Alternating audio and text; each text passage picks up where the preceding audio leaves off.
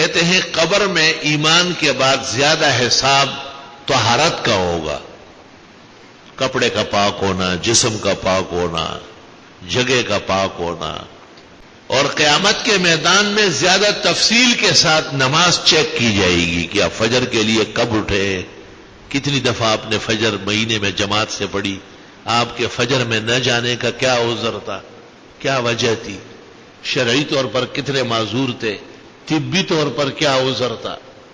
روز قیامت کے جام گداز بوت اولی پرسش نماز بوت، اور نماز سے پہلے مقدمت طہارت کا ہے، یہ قبر میں اس کی چیکنگ ہوگی۔ اس لیے علماء دین کہتے ہیں پلید کپڑا کسی حال میں بھی پہننا جائز نہیں ہے۔ بعض نادان جو ہے رات کو سوتے وقت کوئی غلط سلط لباس پہن لیتے ہیں، وہ کہتے ہیں جی بس آرام کرنا ہے۔ اس نادان کو اتنی عقل نہیں ہے کہ یہ جو نیند ہے اس کو حدیث کے اندر موت کہا ہے، النوم اخ الموت، نیند تو موت کی بہن ہے۔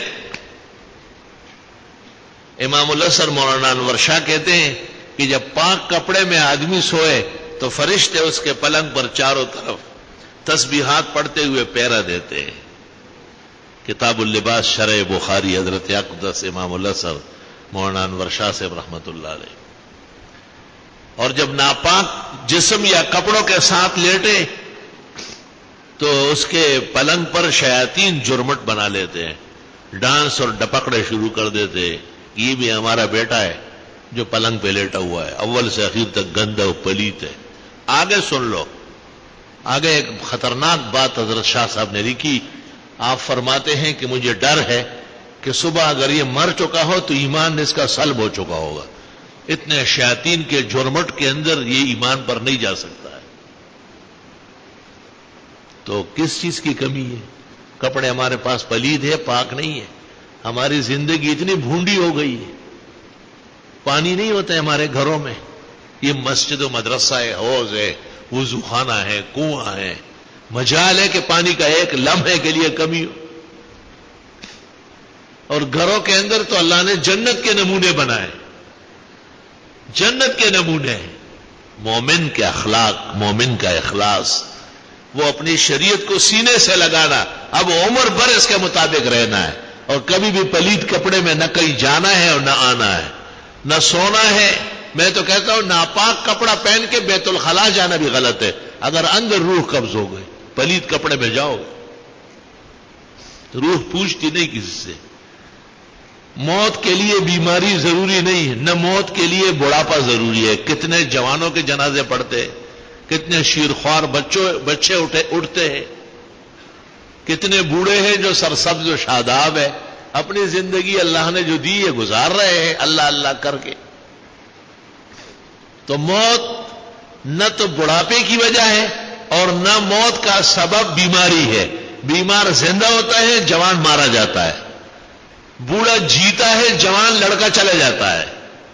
خود حضرت اقدس امام الاسر مولانا انور شاہ صاحب کا جب انتقال ہوا تھا اور عرب و عجم کا حادثہ تھا تو حضرت کے والد زندہ تھے، اور وہ فرماتے تھے افسوس نمبر میرا تھا اور گیا انور شاہ۔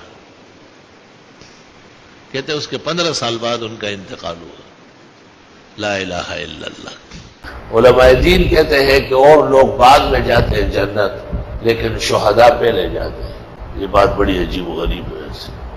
شہداء تو کیا کہ میں نے ویسے ایک شخص کو دیکھا، وہ بہت زیادہ خوش ہوتا تھا، بس ہر وقت کہتا تھا کہ جنت جانا ہے، مجھے ایسا کوئی عمل بتاؤ۔ اور روزانہ 200 رکعت نوافل پڑھتا تھا۔ تو ایک دن میں نے اس کو کہا کہ بہت زیادہ پڑھتے ہیں۔ اس نے کہا آپ کے تو ہزاروں شاگرد نمازی ہیں، وہ بھی آپ کے کہنے سے اعمال کر رہے، آپ کو اجر و ثواب ملے گا، میری تو کوئی حیثیت نہیں ہے، میں ایک نفل ہی پڑھ سکتا ہوں اور مجھ میں کوئی صلاحیت نہیں ہے۔ تو دن رات میں وہ تقریباً 200 رکعت پورا کرتا ہے۔ انسان کو زندگی میں کئی قسم کی افکار ہوتی ہے۔ ایک فکر و اندوہ کے نتیجے میں نے قیامت دیکھی اور اللہ کے حضور حاضری دیکھی۔ فرشتوں نے ہمیں رو کے رکھا تھا کہ آپ کا حساب ہونے والا ہے، اتنے میں نام آیا باقاعدہ اور درس تفسیر کا ذکر آیا اور حق تعالیٰ کی طرف سے حکم ہوا کہ ان کو جنت لے جائے۔ جب ہمیں روانہ کیا اور جنت کے قریب ہوئے، جنت کیا چیز ہے، کس طرح عمارت ہے، کیسے باغ ہے، نہ وہ زبان ہے، نہ وہ صلاحیت ہے، نہ وہ آنکھیں ہیں، نہ وہ دل گردہ ہے، نہ وہ عزم ہے کہ بیان کرو۔ تو کہا گیا کہ آپ کھڑے رہیں، ان کو کھڑے کر لے۔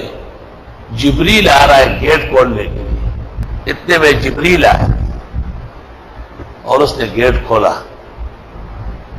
اور سب لوگ اندر داخل ہو رہے ہیں، لیکن وہ شخص جو کہتا تھا جنت جانا ہے اور 200 رکعت پڑھتا تھا، وہ پہلے سے اندر گھوم رہا ہے، دوڑ رہا ہے۔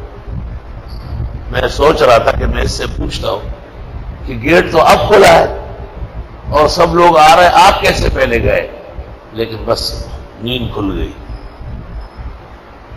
اور وہ سوال جواب رہ گیا۔ لیکن میرے دل پر یہ نقش رہا کہ بعض لوگوں کا مقام شاید بہت ہی زیادہ ممتاز اور سربلند ہے۔ تفسیر روح المانی میں ہے کہ حضرت سلیمان علیہ السلام نے ہدہد سے پوچھا کہ تم تو زمین کے اندر سے حالات جانتے ہو کہ یہاں میٹھا پانی ہے اور شکاری شکار کے لیے دام ڈالتا ہے، جال بچھاتا ہے اور آپ اس میں آ جاتے ہیں۔ تو ہدہد نے جواب دیا کہ اذا جاء القدر عمی البصر، جب تقدیر آ جاتی ہے تو تدبیر ختم ہو جاتی ہے، آنکھیں اندھی ہو جاتی ہیں، نہیں تدبیر جو بندہ و مخلوق کرتی ہے وہ ختم ہو جاتی ہے۔ اگر ایسا نہ ہوتا تو انبیاء بیمار نہ ہوتے، کتنے بڑے بڑے آزمائشوں سے گزرتے ہیں۔